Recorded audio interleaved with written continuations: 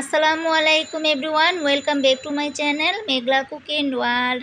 আজকে আমি আপনাদের সাথে খুবই মজাদার একটি রেসিপি নিয়ে হাজির হয়ে গেলাম। সেটা হচ্ছে চিংড়ি মাছ দিয়ে করলা ভাজি। তো চিংড়ি মাছ দিয়ে করলা ভাজি খেতে যেমন সুস্বাদু, তৈরি করতেও কিন্তু মাশাআল্লাহ অনেক সহজ। তো এই যে দেখুন, চিংড়ি মাছ দিয়ে করলা ভাজি করার জন্য চুলায় অলরেডি একটি প্যান বসিয়ে দিয়েছি। আর প্যানের মধ্যে দিয়ে নিলাম রেগুলার রান্না করা সয়াবিন তেল। তেলের পরিমাণটা আপনারা দেখে বুঝতে পেরেছেন, আমি একটু তেলের পরিমাণটা বেশি করে দিয়েছি, কারণ করলা ভাজিতে পেঁয়াজের পরিমাণ এবং তেলের পরিমাণটা বেশিই লাগে। তারপর তেলটা যখন গরম হয়ে আসছে, ঠিক ওই পর্যায়ে তেলের উপরে দিয়ে নিলাম বেশি করে পেঁয়াজ কুচি এবং কাঁচামরিচ ফালি। আমি এখানে প্রায় 5 থেকে 6টি কাঁচামরিচ ফালি করে দিয়েছি। তো তেলের সাথে এখন পেঁয়াজ কুচি আর কাঁচামরিচ ফালিগুলো নাড়াচাড়া দিয়ে হালকা ভেজে নিব। আর করলা ভাজি যখনই করবেন, পেঁয়াজটা আর কাঁচামরিচটা বেশি একটা ভাজতে যাবেন না। পেঁয়াজটা যদি একটু হালকা কাঁচা কাঁচা থাকে, করলা ভাজিতে খেতে কিন্তু মাশাআল্লাহ অনেকটাই টেস্ট লাগে। এখন এক এক করে পেঁয়াজের উপরে সব ধরনের গুঁড়া মশলাগুলো দিয়ে নিব। তো এখন আমি এই তো দিয়ে নিলাম হলুদের গুঁড়ো পরিমাণ মতো, আর দিয়ে নিব এখন মরিচের গুঁড়ো পরিমাণ মতো। এখন দিয়ে নিচ্ছি স্বাদ মতো লবণ। তো সব ধরনের গুঁড়ো মশলাটা দেওয়ার পর এখন পেঁয়াজের সাথে খুব ভালো করে নাড়াচাড়া দিয়ে ভেজে নিচ্ছি। এখন দিয়ে নিব কষানো মশলার উপরে চিংড়ি মাছ।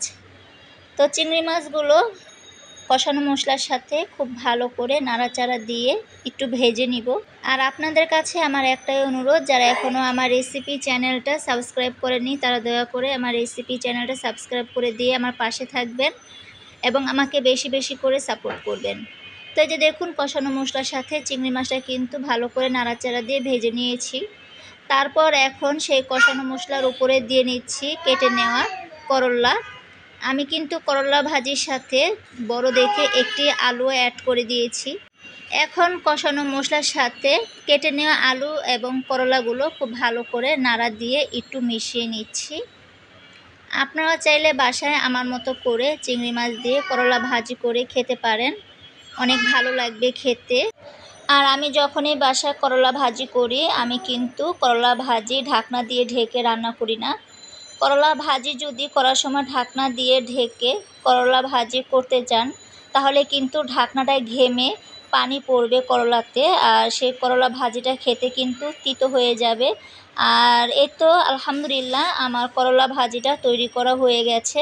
আপনারা তো দেখতেই পারলেন, আমি কিন্তু খুবই অল্প সময়ে বেশি একটা নাড়াচাড়া না দিয়ে করলা ভাজি করে ফেললাম।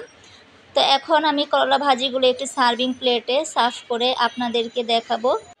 তো এই যে আলহামদুলিল্লাহ খুবই ঝটপট তৈরি করে ফেললাম চিংড়ি মাছ দিয়ে করলা ভাজি। তো আমার করলা ভাজির রেসিপিটা আপনাদের কাছে কেমন লেগেছে অবশ্যই কমেন্ট করে জানাবেন। আল্লাহ হাফেজ।